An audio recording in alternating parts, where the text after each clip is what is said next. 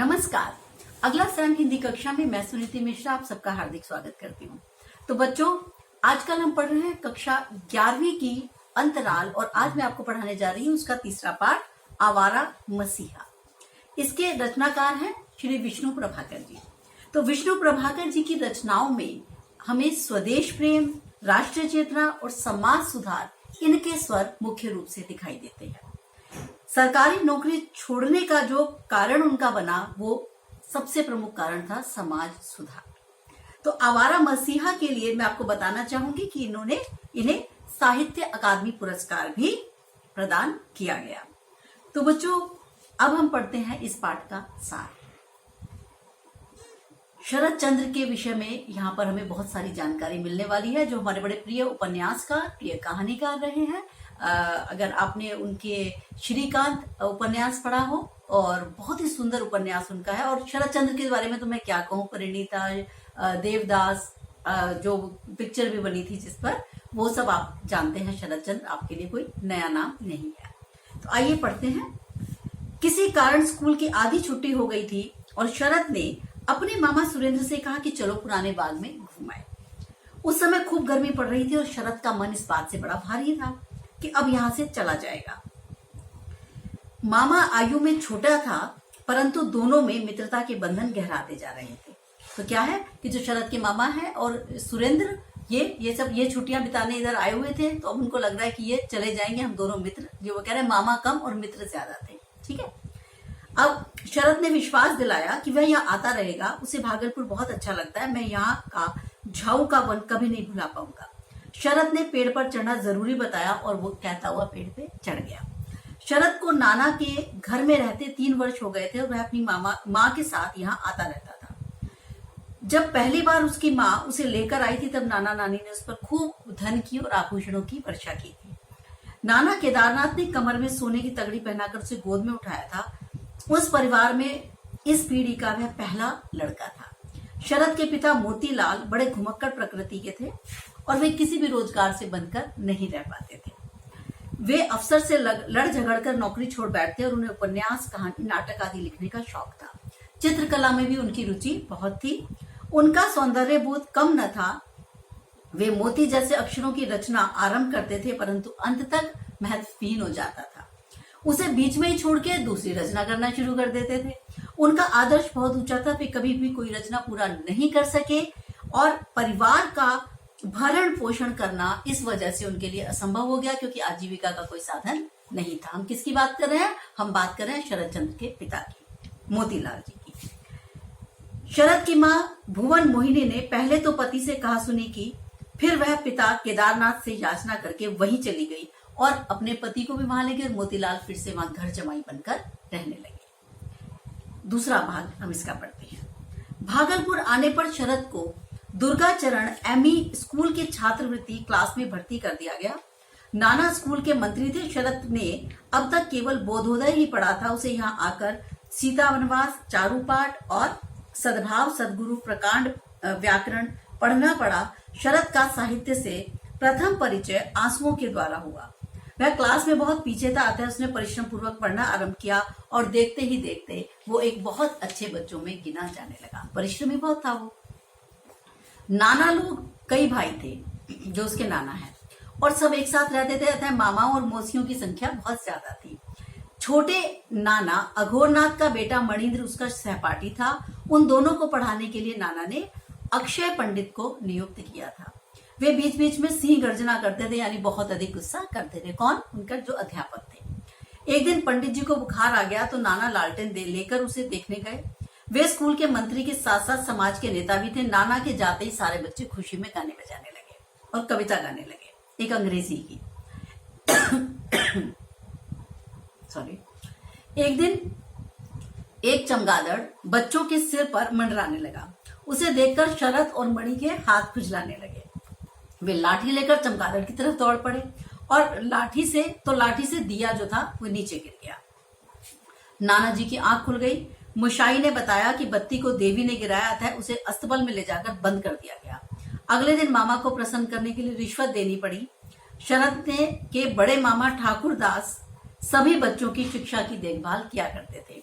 वे गांगुली परिवार की कट्टरता और कठोरता के सच्चे प्रतिनिधि थे। शरद शैतानी में आगे रहता था। वह स्कूल में भी बच्चों की से दुष्टता करने में नहीं चूकता था। अतः अन्य लड़कों के साथ मिलकर स्कूल की घड़ी को आगे सरका देता था और कभी कभी वह 1 घंटा आगे हो जाती थी। घड़ी का भार अक्षय पंडित पर था। वे जब तंबाकू खाने जगुआ की पानशाला पे जाते तो घड़ी में ये छेड़खानी करके उसको 1 घंटा आगे कर देता। पहले आप जानते हो घड़ी इतनी कॉमन चीज नहीं थी कि हर किसी के घर में या बाहर किसी के हर के हाथ में बंधी रहे, ऐसी बात नहीं थी। फिर क्या हुआ, इसलिए ये बदमाशी करते थे बच्चे। एक दिन उसकी चोरी पकड़ में आ ही गई। शरद घर में मामाओं का भी नेता बन गया था। बहुत तेज था क्योंकि ये। तीसरा भाग पढ़ते हैं इसका। शरद के शौक भी बहुत थे, जैसे कि पशु पक्षी पालना, उपवन लगाना, तितलियां पालना आदि। उन्होंने उपवन में तरह तरह के फूल लगा रखे थे, परंतु ये सब काम उसे लुक छिप कर करने पड़ते थे क्योंकि नाना लोग उन्हें पसंद नहीं करते थे। उनका मतलब क्या था कि बच्चों को केवल पढ़ना चाहिए। उन्हें घर के बरामदे में बस चिल्ला चिल्ला के पढ़ना चाहिए। नियम तोड़ने पे उन्हें बहुत कठोर दंड दिए जाते थे। शरद सबकी आंखों में धूल झोंकने की कला में कुशल था। छात्रवृत्ति की परीक्षा पास करने के बाद वह अंग्रेजी स्कूल में भर्ती हुआ। तब भी पतंग उड़ाने और गुल्ली डंडा खेलने में वो रुचि लेता था। वह खिलाड़ी भी था, उसे विद्रोही भी कह सकते हो। पिता की तरह उसका में भी सौंदर्य बोध बहुत था। वह पढ़ने के कमरे को खूब सजा कर रखता था। वह जीती हुई चीजों को बच्चों में, छोटे बच्चों में बांट देता था। जीती हुई मतलब जो जिनको वो जीतता था। वह बचपन से ही कम खाता था। अंग्रेजी स्कूल में पढ़ते समय उसे अपने शरीर का बड़ा ध्यान रहता। उसे विश्वास था कि तैरने से शरीर बनता है। एक बार वह मणि मामा के साथ ताल स्नान करने चला गया। लौटने पर मणि की जमकर कुटाई हुई। शरद छोटी नानी के परामर्श पर घर के गोदाम में जा छिपा। शरद को खेलने के साथ साथ पढ़ने का भी शौक था। उसे एक किताब से सांपों को वश में करने का मंत्र मिला था। अब इसने क्या किया, पुस्तक में बताई गई एक बेल जड़ी बूटी थी वो ढूंढ भी निकाली। सांप तो नहीं मिला, पर एक गोखरू सांप के बच्चे का पता लगा। शरद उसे छेड़ने लगा तो सांप ने अपना फन उठा लिया। तब मणि मामा ने लाठी से उस सांप को मारा। मतलब अभी हम लोग ये जब पढ़ते हैं, आपने कक्षा 9वीं में भी पढ़ी थी स्मृति कहानी। मतलब पहले के बच्चे कितने बहादुर हुआ करते थे, और आज हम लोग हैं या हमारे बच्चे हैं जो कॉकरोच या एक छोटा सा झींगा भी देखकर हमारी हालत खराब हो जाती है। तो ये वो बच्चे हैं जो प्रकृति के साथ पले बड़े हैं। इनमें डर नाम की चीज नहीं। सांप ढूंढे जा रहे हैं और ढूंढ के उनको मारा जा रहा है या उनको तंग किया जा रहा है। चलिए आगे चलते हैं। एक दिन सुरेंद्र मामा के आग्रह करने पर शरद उसे तपोवन दिखाने ले गया। घोष परिवार के मकान के उत्तर में गंगा के बिल्कुल पास के एक कमरे के नीचे, नीम और करौंदों के नीचे, उस जगह को घेरकर उसने अंधकार में बना रखा था। मनुष्य का उसमें प्रवेश करना कठिन था। वे बड़ी मुश्किल से उसमें घुसे। यह स्थान तपोवन के समान था, तपस्वियों का वन जो होता है उसके समान। शरद ने अंकगणित में 100% अंक पाए थे। स्कूल में एक छोटा सा पुस्तकालय था। शरद ने वहीं से उस समय के प्रसिद्ध लेखकों की रचनाएं पढ़ डाली थी। शरद आसपास के वातावरण का सूक्ष्म अध्ययन की प्रतिभा थी उसमें सारे आसपास के वातावरण को खूब ध्यान से देखता था। गांगुली के परिवार में उसकी सहज प्रतिभा को पहचानने वाला कोई नहीं था, क्योंकि आप जान चुके हैं कि वो क्या चाहते थे, बस बच्चे पढ़ते रहे, रटंतु विद्या में माहिर रहे। कथा शिल्पी शरदचंद्र के निर्माण में कुसुम कामिनी का बहुत योगदान था। शरद जीवन के अंतिम क्षण तक उन्हें वे अपना गुरु मानते रहे। नाना के परिवार में शरद के लिए अधिक दिन तक रहना संभव नहीं हो सका। उनके पिता के न केवल स्वप्नदर्शी थे, बल्कि उनमें कई और दोष भी थे। वे हुक्का पीते थे, वे बच्चों की शरारतों में मददगार बनते थे, यानी उन्हें इतना कठोर अनुशासन अच्छा नहीं लगता था। वे बच्चों को सुंदर अक्षर लिखाना सिखाते थे। वे बड़े संवेदनशील थे, बड़े भावुक थे। घर जवाई के रूप में उनकी स्थिति बहुत अच्छी नहीं थी। एक दुर्घटना हो गई। केदारनाथ की पत्नी विंध्यवासिनी को तांगा उलट जाने से काफी चोट आई। डॉक्टर ने उन्हें कलकत्ता ले जाने को कहा। काफी खर्चे की बात थी। तब तक घर की परिस्थिति, काफी आर्थिक परिस्थिति बिगड़ चुकी थी।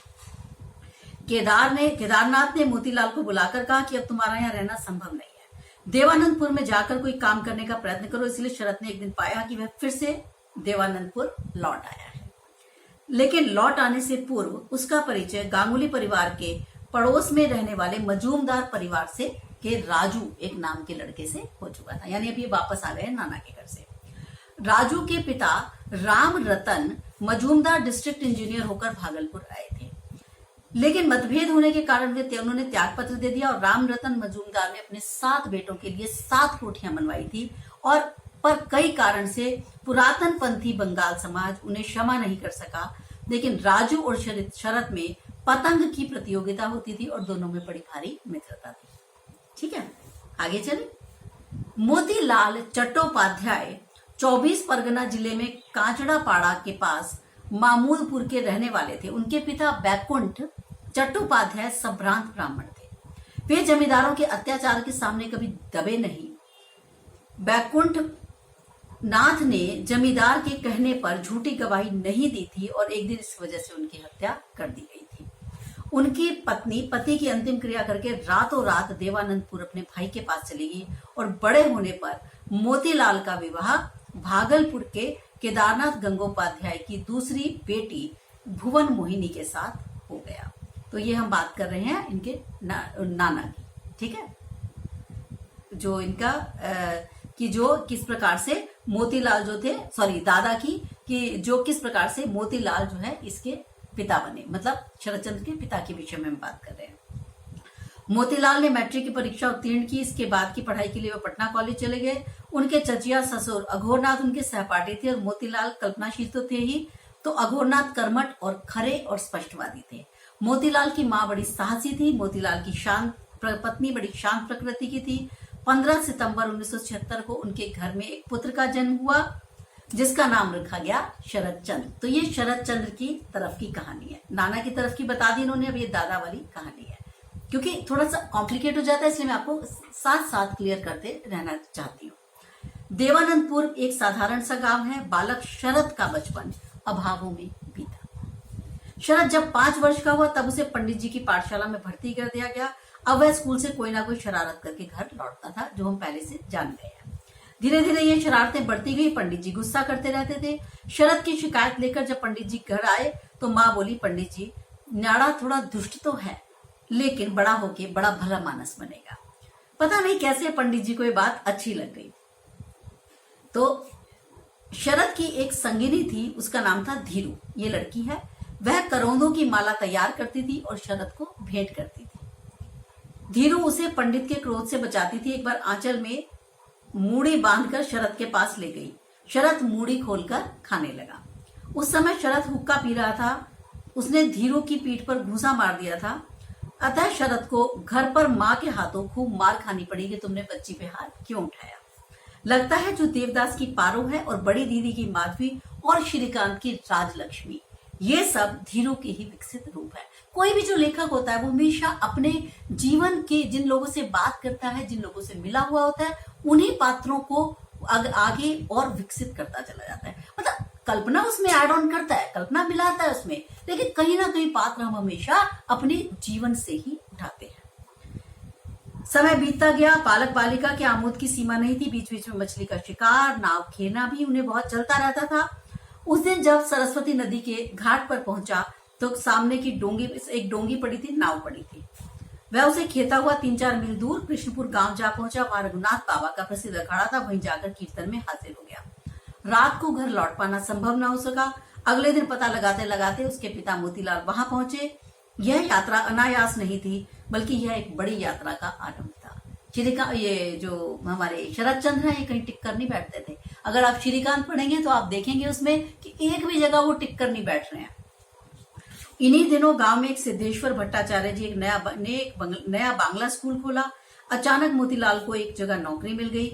शरद भी पिता के साथ कुछ दिन रहा। देवानंदपुर लौटने पर उसे एक और शौक लग गया, मछलियां पकड़ने का। मोहल्ले का नयन बसंतपुर बुआ के पास गया। वहां उसकी खूब खातिर हुई। ये एक नयन भी लड़का है। उसे गाय मिली और शरद को मिली बांस की कमचियां। लौटने में अंधेरा हो गया। अब बालक शरद भय से कांपने लगा।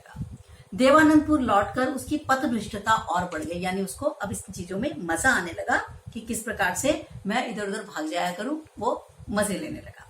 अनुशासन के नाम पर कोई ऐसा था नहीं यहाँ पे रोकने वाला। फीस तक का जुगाड़ नहीं था। शरद चोर नहीं था, पर घर में बेहद कंगाली थी। वैसे वह दुस्साहसी और परोपकारी था। उसका साथी था एक सदानंद। सदानंद अपने अभिभावकों के मना करने के बावजूद शरद से मिलता था और कहानियां पढ़कर सुनाने की शरद की प्रतिभा आजकल खूब विकसित हो रही थी। 15 वर्ष की आयु में वह इस कला में पारंगत हो चुका था। उसकी ख्याति गांव भर में फैल गई थी। शरद ऐसी बढ़िया कहानियां लिखता कि गोपाल दत्त का पुत्र अतुल चकित होकर चकित रह जाता। इधर धीरे धीरे उसने मौलिक कहानी बनी अपनी कहानियां, नई नई कहानियां लिखनी शुरू कर दी। सूक्ष्म पर्यवेक्षण की प्रवृत्ति उसमें बचपन से ही थी। गांव में एक ब्राह्मण की विधवा बेटी थी नीरू। वह बड़ी परोपकारी थी। शरद उसे दीदी कहकर पुकारते थे। एक बार 32 वर्षीय दीदी को गांव के स्टेशन का परदेसी मास्टर कलंकित करके न जाने कहां चला गया। गांव वालों ने दीदी का बहिष्कार कर दिया। वह मरणासन्न हो गई, यानी मरने जैसी अवस्था में आ गई। शरद उसे छिपकर मिलने जाता था। जब नीरू मरी तो गांव के किसी व्यक्ति से उसकी लाश को नहीं छुआ। डोम उसे उठाकर जंगल में फेंक आए और सियार कुत्ते उसे नोच नोच कर खा गए। यही उसने विलासी कहानी की कायस्थ मृत्युंजय को सपेरा बनते देखा था। यानी यहीं से उसकी जो रचना की कि स्त्रियों की इतनी बुरी दशा हमारे समाज में क्यों है, जबकि एक पुरुष ने उसको कलंकित किया था। तो शरद का मन जो है बहुत अधीर हो गया। वह उसी के जो एक कायस्थ मृत्युंजय को उसने सपेरा बनते देखा, तो वह उसी के स्कूल में पढ़ता था, पर तीसरी कक्षा से आगे न पढ़ सका। शरद छिप छिप कर उसके पास जाता था। वहां उसने सांप पकड़ना, जहर उतारने का मंत्र सब उसी से सीखा। पर एक काले नाग को पकड़ते हुए मृत्युंजय चूक गया और मर गया। बाद में विलासी ने आत्महत्या कर ली। ठीक है, तो ये जो है कहीं ना कहीं उसने उनकी कहानी, अपनी जो उसने कहा नीरू दीदी की कहानी भी इन्हीं से ली है। कहानी लिखने की प्रेरणा उन्हें एक अन्य मार्ग से भी मिली। उसने पिता की टूटी अलमारी से हरिदास की गुप्त बातें और भवानी पाठ निकालकर पढ़ डाली थी। उसने अपने पिता की लिखी अधूरी कहानियां भी खोज निकाली। पिता का यह अधूरापन उसकी प्रेरक शक्ति बन गया। शरद के उपन्यास चरित्रहीन की घटनाएं उसके अपने साथ घटी विधवा वाली घटना ही थी। शरद की मां सहन शक्ति जब जवाब दे गई तो वह अपने काका अगोरनाथ के पास चली गई। शरद फिर देवानंदपुर नहीं लौटा। यहाँ उसका सारा जीवन घोर दरिद्रता और अभावों में बीता। इसी दरिद्रता के भयानक चित्र शरद ने शुभदा में खींचे हैं। यातना की नींव में ही उसकी साहित्य साधना का बीजारोपण हुआ। वह इस गांव के ऋण से लेकिन कभी भी मुक्त अपने आप को नहीं कर सका। उसने कहा कि जो मेरे बचपन की यादें हैं उनसे मैं कभी भी मुक्त नहीं हो पाऊंगा। तो ठीक है बच्चों, ये थी हमारी आज की कहानी आवारा मसीहा, जिसके बारे में हमने शरद चंद्र के विषय में बहुत सी बातें पढ़ी। ठीक है, तो थोड़ा सा एक प्रश्न आपको एक दो मैं आपको बता देती हूँ कि एक तो उनकी जो बाल सुलभ चंचलताएं और शरारतें हैं उनको बहुत रोचक ढंग से इस पाठ में उजागर किया गया है। आपको जो भी अंश अच्छा लगा उसमें वो आप लिखें, क्योंकि आप भी इस प्रकार की बाल सुलभ शरारतें अगर करते हैं तो आज की क्रिया में और पुरानी क्रियाओं में क्या क्या अंतर आया है। जैसा मैंने आपको बोला ही कि कैसे वो सांप और ये सब और घड़ी आगे कर देते हैं, इस प्रकार की शरारतें उस समय तो काम हो सकती थी, लेकिन आज आप अपने स्कूल में इस प्रकार की शरारतें नहीं कर सकते। 1 मिनट में पकड़े जाएंगे आप। ठीक है, ये कर जाइएगा अच्छे से। और आपको शरद और उसके पिता मोतीलाल के स्वभाव में क्या समानताएं नजर आती है वो उदाहरण सहित स्पष्ट कीजिएगा। ये प्रश्न भी एक इम्पॉर्टेंट प्रश्न है, ये भी आप कर जाइएगा। तो अब हम इस पाठ को यही समाप्त करते हैं। अब हम आपको अगली पुस्तक के साथ मिलेंगे, तब तक के लिए मुझे आज्ञा दीजिए। नमस्कार।